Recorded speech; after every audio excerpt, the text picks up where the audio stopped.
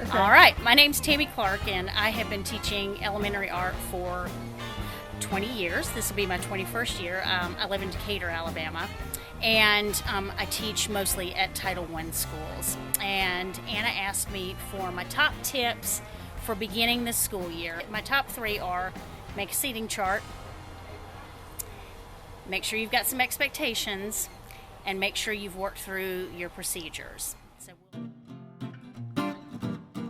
So a seating chart's really great for several reasons. If you have a classroom, it's great because you can help with names. So if you have to go back and reference who was the person who did that, or who is the person that sat next to this person, you can do a lot of process of elimination. And then while you're teaching, if you need to kind of manage the class, you can say, so Catherine, while you were on this vacation, did you see such and such? And Catherine may have been talking while you were trying to teach, and so in a positive way, you're redirecting her attention back to what she's supposed to be doing. So usually by calling their name in a positive manner, they can redirect. It's not like, Catherine, you need to stop. It's, hey, Catherine, what's your opinion on this? So it brings them back in. And the other thing is proximity. So never, ever, ever, ever stay behind your desk. Do not stay behind your desk. Your tail needs to be up walking around the room. I can't tell you how many steps I log. If you're doing a demonstration, do that part and then go walk the room. And then come back and do the next part, but never sit there and just wait, okay? So a seating chart will help you kind of see who's the troublemaker or who's making a good choice, and you can compliment them. It's helpful in a lot of different ways, but trying to find artwork, you've missed a person, and at this table they didn't put their name on the paper. Well, 1, 2, 3, 4, and 5 number students has done it, so by process of elimination, this 6th or 7th student, that's who the paper belongs to.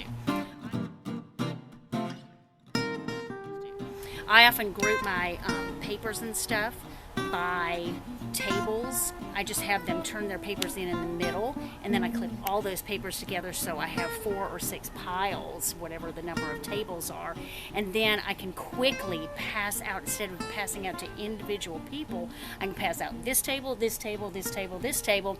You guys distribute the artwork while I go get the video started, or I go get my things out. But that seating chart is just helpful in all manner of cases.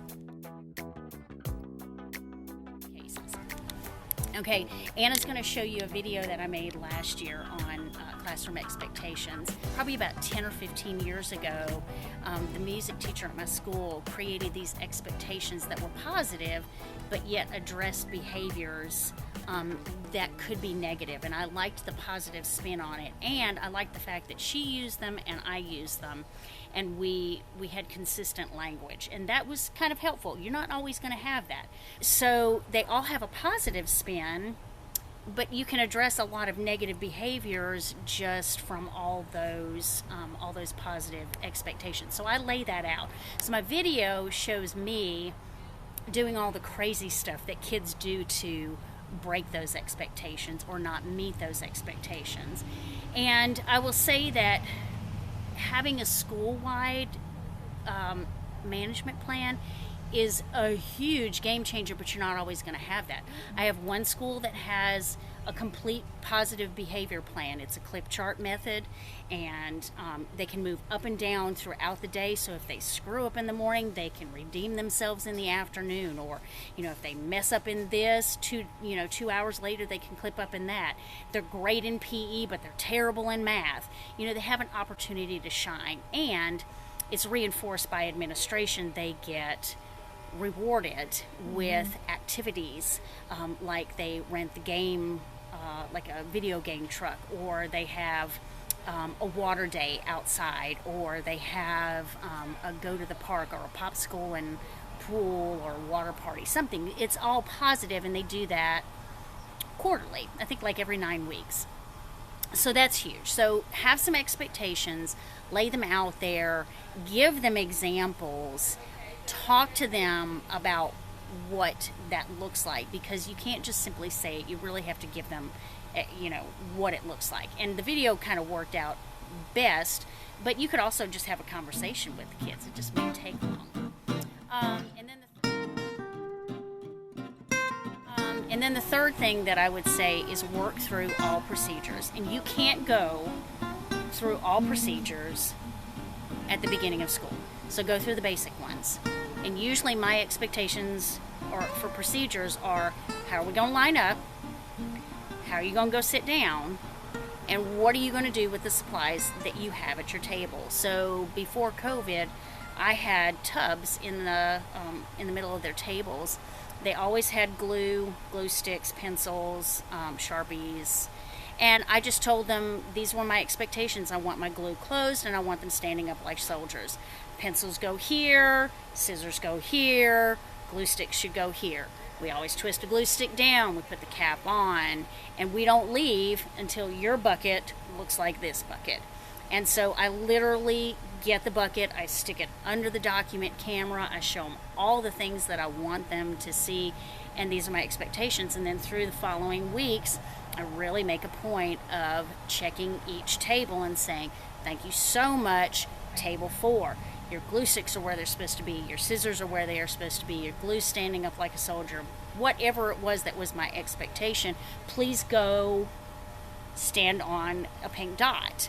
So last year we had to sort of separate them, and it actually kind of has been a game changer. I would tell them, you may line up, go stand on a pink dot. And I just had vinyl dots that were separated out, throughout the floor, and I'll keep those because it's helpful.